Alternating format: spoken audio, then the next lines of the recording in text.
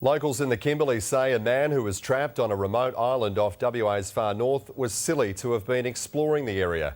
Ryan Blair was on Governor Islands north of Columbaroo, where he was stalked by a giant crocodile and stuck there for over a fortnight.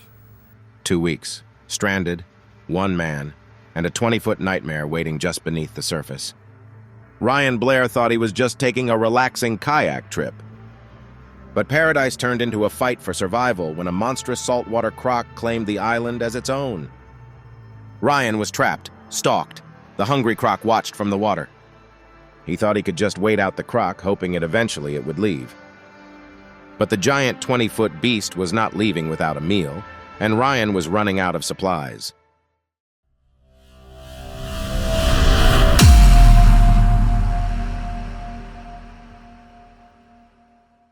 Ryan Blair became trapped on remote Governor Island in Western Australia after he had been dropped off by a boat to explore the area in his kayak. The 37-year-old New Zealander who lives in Melbourne enjoyed the outdoors. Ryan often went on adventures exploring and kayaking. Ryan's passage to Western Australia was not easy in itself.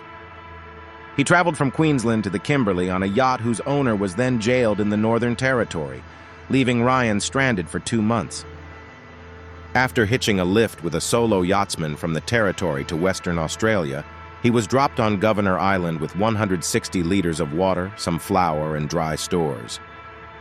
After exploring the area in his kayak, Ryan noticed he was running out of supplies. He made the decision to paddle back to the mainland. The mainland was about 4 kilometers from where he was. This was an easy paddle for an experienced kayaker like Ryan.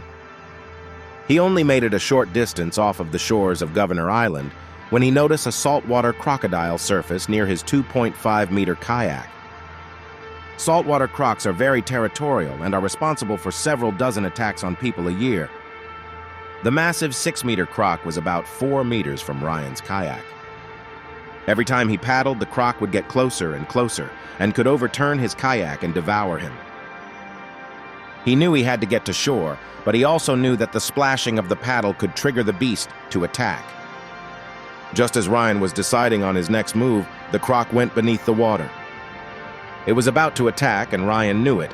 He acted quickly, paddling as hard as he could towards the island. He got to the shore.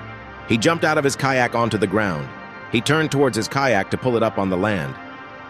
That's when he saw the croc was just inches from the tail of his kayak. It followed him. Suddenly, it lunged out of the water towards Ryan. Luckily, it missed. It was now just sitting on the water's edge. It was watching his every move.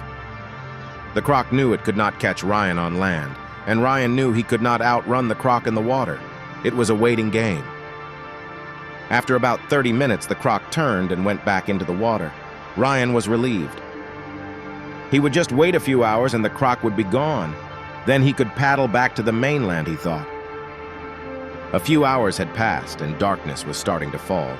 Surely the croc had moved on, and Ryan could start his 4-kilometer journey back to the mainland. He made his way to the shoreline, took one last look up and down the water's edge. The croc was nowhere to be seen. He pulled his kayak off the shore into the water and climbed in. Just as Ryan sat down, the 20-foot salty popped its head out of the water.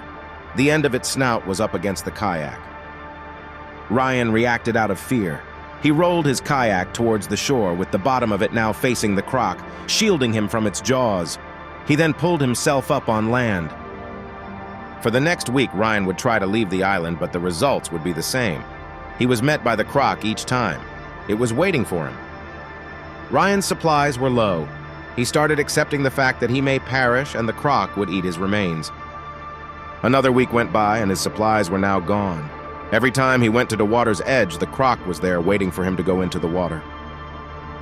At this point, Ryan felt he couldn't leave the island no matter how much he wanted to. He was beginning to dehydrate and was much too weak. But Ryan's luck was about to change and he didn't even know it. A local man named Don McLeod, who was pushing 70 years old, spotted something shimmering on the island from his boat. Mr. McLeod knew no one lived on the island. He decided to make a 4-kilometer diversion to the island and investigate what it was. He didn't expect to see a hatless, shirtless, and desperate Ryan emerge from the bush when he pulled up on the shore.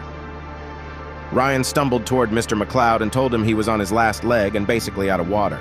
He was in no condition to make it back to the mainland. He was desperate to leave the island. He asked Mr. McLeod to take him on his boat immediately, abandoning his kayak and camping supplies. He gave Ryan a cold beer. He wasn't sure if that was a good idea, but it was all he had. Ryan was exhausted and fell asleep about 3/4 of the way home.